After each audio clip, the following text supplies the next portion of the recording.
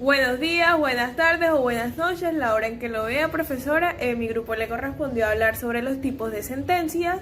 Mi grupo está compuesto por Gabriel Hillera Torres, Ludis Miranda Balbuena, Diego Maestro Barraza y mi persona, Alexis Patiño Fragoso. Muy buenos días, compañeros, mi nombre es Gabriela Alejandra Hillera Torres y hoy les voy a exponer sobre la sentencia de constitucionalidad tipo C y sentencia de constitucionalidad simple. Las sentencias de constitucionalidad son aquellas en que la Corte encuentra que la norma es inconstitucional porque el legislador al momento de expedirla no tuvo en cuenta ciertos aspectos que debió contemplar la norma para conocerse ciertos derechos o preceptos constitucionales.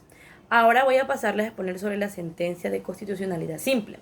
La Corte Constitucional avala la creación del régimen simple del tributación, que se creó con la aprobación de la Ley de Financiamiento el año pasado. La Dirección de Impuestos y la Aduana Nacional, que es la DIAN, detectó que la decisión se dio a conocer por medio de la sentencia C-368 del 2019. Mi nombre es Diego Andrés Maestre y les voy a hablar acerca de las sentencias de inexequibilidad diferida. Las sentencias de inexequibilidad diferida nacen de la necesidad que tienen los tribunales constitucionales de garantizar la integridad de la Constitución en eventos en donde no es posible expulsar del ordenamiento de manera inmediata una regulación legal por los efectos inconstitucionales que tendría esa decisión.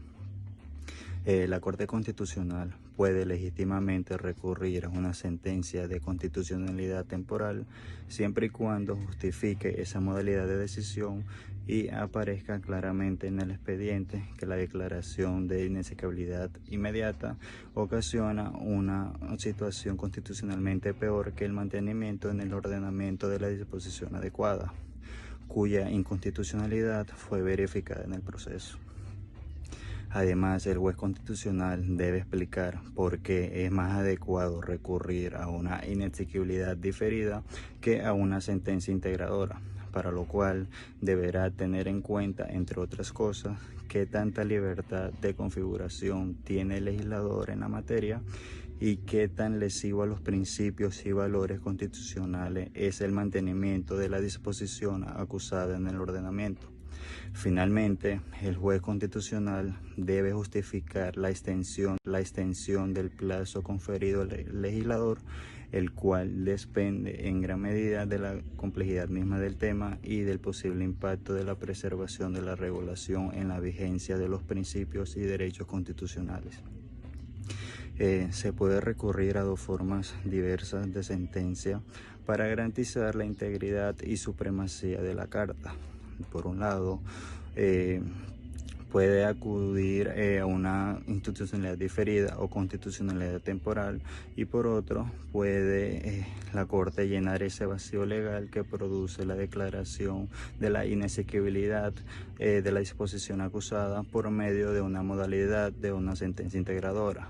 En efecto, por medio de esa sentencia, el traumático vacío de regulación que produce impactos inconstitucionales es llenado por medio de un nuevo mandato que la sentencia integra en un sistema jurídico, proyectando directamente los mandatos inconstitucionales en el ordenamiento legal.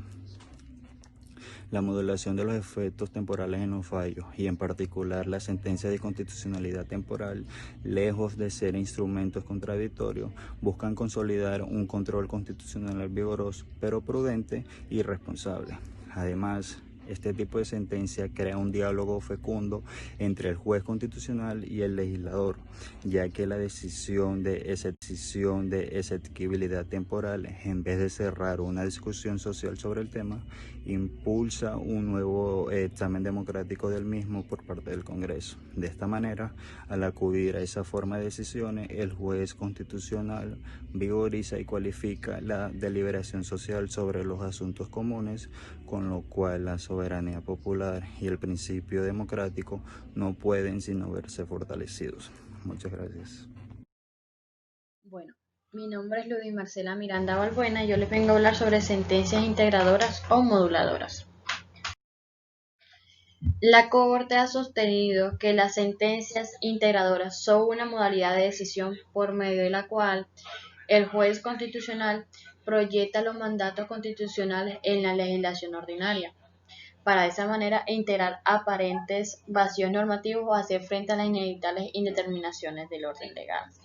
Las sentencias integradoras, en cualquiera de sus modalidades interpretativas, aditivas o sustitutivas, encuentran un claro fundamento en el carácter normativo de la Carta Política, artículo 4, y en los principios de efectividad, artículo 2, y conservación del derecho, artículo 241, llamados a gobernar el ejercicio de control de constitucionalidad, ya que facilita la labor de mantener vigente en el ordenamiento jurídico la norma que ofrece insuficiencias. Desde la perspectiva constitucional, en el sentido que le permite al órgano de control constitucional ajustar su contenido a los mandatos superiores parcialmente ignorados por el legislador. Son aquellos control donde el órgano de control de la constitucionalidad determina la existencia de una inconstitucionalidad por omisión legislativa. En este contexto procede a añadir al texto incompleto para transformarlo en plenamente constitucional. En puridad se extiende para completar las leyes cuya redacción rónica presenta un contenido normativo menor respecto al exigible constitucionalmente. En consecuencia, se trata de una sentencia que declara la inconstitucionalidad no de los textos de la norma o disposiciones general cuestionadas, sino más bien de los textos o normas que no consignaron o debieron consignar. En este sentido, la sentencia indica que una parte de la ley impugnada es inconstitucional, en tanto que no previsto ha excluido o que no ha previsto algo o ha incluido algo, ha ignorado algo. En el órgano de control considera que es necesario ampliar su contenido normativo, permitiendo su aplicación a supuestos inicialmente no contemplados o ensanchados en su consecuencia jurídica. La finalidad de este tipo de sentencia consiste en controlar las omisiones legislativas inconstitucionales a través de acto de adición y evitar que una ley cree situaciones contrarias a los principios o valores o normas constitucionales. Muchas gracias por su atención. A modo de recordatorio, soy la estudiante Letsis Patiño Fragoso. Entonces, en primer lugar tenemos lo que son las sentencias de tutela o también conocidas como sentencias tipo T.